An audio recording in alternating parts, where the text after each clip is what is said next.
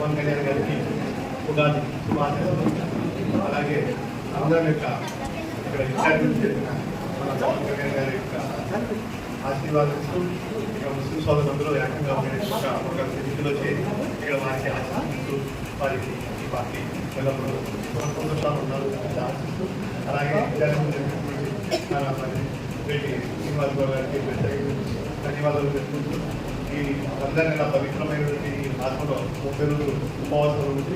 ఉపవాసాల దీక్ష ఈరోజు ఆఖరి కూడా చేసుకోవడం జరుపుకోవడం జరుగుతుంది. ఈరోజు మరి వారు ఈ చివరి రోజు ఇచ్చారని చెప్పడం చాలా ముస్లిం సోదరులందరికీ సంతోషకరంగా ఆనందకరంగా ఎంతో ప్రీతికరంగా కలిగిందని చెప్పేసి అందులో భావిస్తున్నాము. అలాగే మరి వారి యొక్క కార్యక్రమాలు కూడా మా ముస్లిం మీద ఎక్కువ పెట్టాలని చెప్పేసి మేము ఆశిస్తూ మరి ముస్లిం సంస్థలు కూడా మా కార్యక్రమాలు వారు చేదుడు వాళ్ళు ఉండాలని చెప్పేసి మేము ముస్లిం సోదరులను ఆశిస్తూ అలాగే ప్రత్యేకమైన నమస్కారాలు అలాగే ప్రత్యేకమైన నమస్కారం. పిఠాపురం ఇన్ఛార్జ్ గారైన మర్రెడ్డి శ్రీనివాస గారిని మా ముస్లిమ్స్ రంజాన్ గురించి 2 ముక్కలు మాట్లాడాల్సిందిగా కూర్చున్నాం.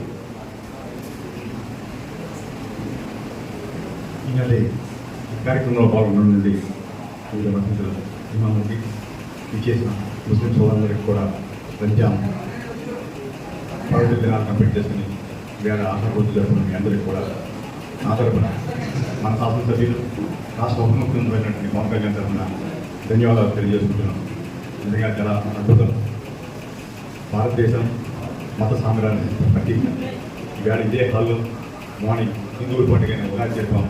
సాయంత్రం ఇవాళ రంజాన్ పండుగ జరుపుకుంటున్నాం. అది భారతదేశం విభిన్న మతాల కలయిక, విభిన్న ప్రాంతాల కలయిక, ఒక మినీ ప్రపంచం భారతదేశం ఉంటే ఇక్కడ ఉన్నటువంటి మత సామ్రాజ్యాన్ని కానీ ఎవరు కూడా ముందు కలిగించలేరు.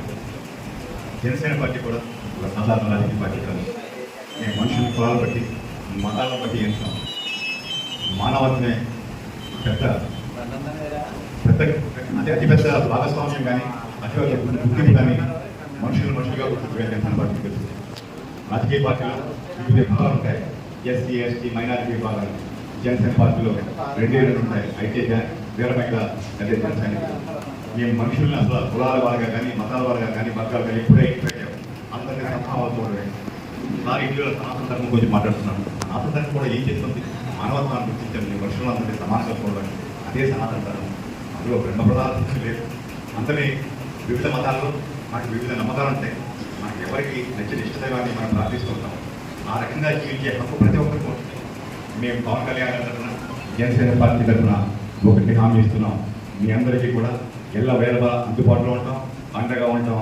ఏ ఇబ్బంది వచ్చినా కూడా మీకు తోడుగా ఉంటాం అని చెప్పి హామీ ఇస్తాం. అదేవిధంగా గతంలో కూడా మీ మసీదుకు సంబంధించి అనేక సమస్యలు కూడా మాకు చెప్పడం జరిగింది. కాకపోతే ఈ రాష్ట్రంలో ప్రత్యేక పరిస్థితులు ఉన్నాయి. గతంలో జరిగినటువంటి 5 ఏళ్ల విధ్వంసం నుంచి రాష్ట్రం ఇప్పుడే కోలుకుంటుంది. మెల్లిమెల్లిగా అడుగులేస్తుంది. జరిగిన విధ్వంసం మామూలు ఉద్దేశం కాదు. అంచేత ఆర్థిక కారణాల నుంచి కొన్ని కార్యక్రమాలను ఇమీడియట్గా చేయలేకపోతున్నాం. ప్రయారిటీ వైజ్గా ముందు రోడ్లు, ట్రైన్లు, ఈ వసతి నీటి ఈ కార్యక్రమాలని ప్రస్తుతానికి ప్రయారిటైజ్ చేశారు. ఆ జరుగుతున్నాయి. అదేవిధంగా మీరు అడిగినటువంటి ఈ షాదీఖానాలు కానీ ఈ కార్యక్రమాలన్నీ కూడా మీకు ఏమైతే మేము హామీ ఇచ్చామో అన్నింటినీ కూడా ఈ 5 ఏళ్ల కాలంలో పూర్తి చేస్తామని ముస్లిం సోదరులకి జనసేన పార్టీ ఎప్పుడు అండగా ఉంటుందని మీరు ఎటువంటి ఆందోళన కానీ వేరే రకమైన విషయాల్లో కూడా ఆలోచించవలసిన అవసరం లేదు. ఎప్పుడు కూడా మేము అండగా ఉండేవాళ్ళని తెలియజేస్తూ సెలవు తీసుకుంటున్నాం. సబ్కా ఈద్ ముబారక్. నిజంగా ఒక విషయం చెప్పాలండి.